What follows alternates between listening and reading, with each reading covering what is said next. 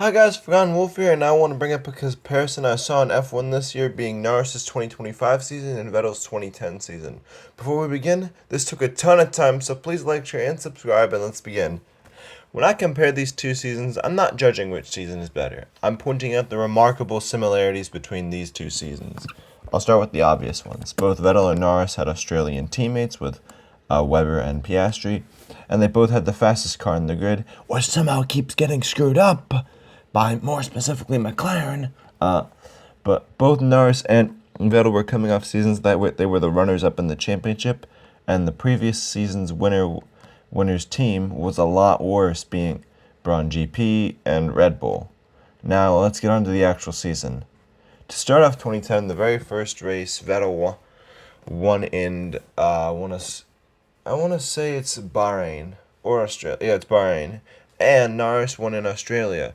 And they were both leading the race for the whole race up until the end, where something happened out of their control and made them lose the lead. Norris had the rain, Vettel had an engine failure, and yes, I know Norris did win Australia and Vettel DNF, but the similarity still stands there. It's kind of similar. Then their Australian teammates went on a great run of form, with 2010 Webber winning Spain, Monaco, and a podium at Turkey, and Piastri winning at China, Bahrain, Saudi Arabia, Miami, and Spain, with podiums at Japan, Imola, and Monaco.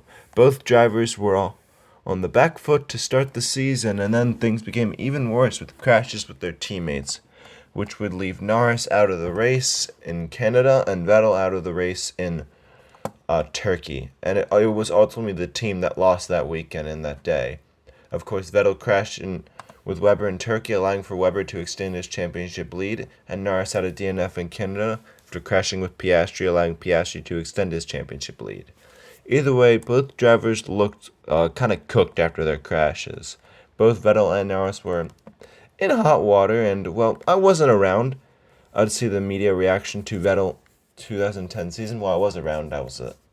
I don't remember that, but Vettel's disappointing 2010 season so far. I've seen this season that Norris was getting cooked by the media for all his mistakes, and all the fans. Norris was getting burned and very criticized. After these crashes, both Vettel and Norris ended up winning the next race and had a great run of form entering the summer break, with still their teammates ahead of them in the championship. In the second half of the season, this is where the similarities between Vettel's 2010 and Norris's 2010 are most prevalent. Prevalent means are most obvious. The first race back from the summer break, both Norris and Vettel had DNFs, which made the world think that their championship challenge was very likely over. Vettel crashed with Button at Belgium, and Norris had an infamous DNF at Netherlands, and this allowed both Webber and Piastri to extend their lead over Vettel and Norris. And and the next two races, it wouldn't be Vettel's team or Norris's team that won that season. In 2010, Ferrari won Italy and Singapore, with Alonso winning back-to-back, and in 2025, Verstappen won in Baku in Italy. And during these two races, both Vettel and Norris would beat their teammates and slowly but surely gain points over their teammates. But the World Championship still looked pretty bleak. And during these two races, there was a driver rising up and becoming a more serious contender of the World Championship than the thought at first. With in 2010, Alonso winning back-to-back and firmly establishing himself as a championship contender. In this season, Max Verstappen became a serious championship threat with wins in Italy and Baku. And the similarities now entering the final third of the season are shocking and extremely similar. And if you aren't following so far, let me give a quick recap. Basically, both Norris and Vettel had disappointing starts to their season, then got back on track right before a hugely devastating DNF that really hurt their season, and then another team/driver would become a huge championship threat. That's entering the final third of the season now. Now on to the final third of the 2010/2025 season. Both Vettel and Norris would take their first wins for the team in a while, with Vettel winning in Japan and Norris utterly dominating in Mexico. Both Norris and Vettel would win back-to-back races that truly changed the tide of the championship, with Norris winning Mexico and then Brazil last weekend. Not last weekend, 2 weekends ago. And Vettel won back-to-back in Brazil and Abu Dhabi, with Abu Dhabi being the race that Vettel won his first championship.